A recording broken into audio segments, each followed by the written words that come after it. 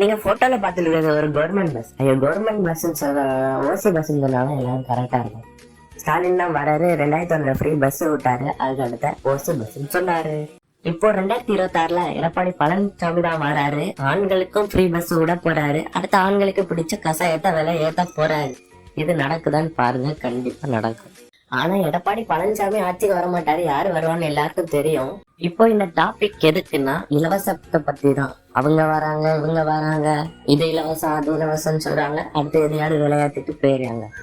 1000 தராங்க, 2000 தராங்க, 3000 தராங்கன்னு சொல்லிட்டு நீங்களும் போய் ஓட்ட போடுறீங்க.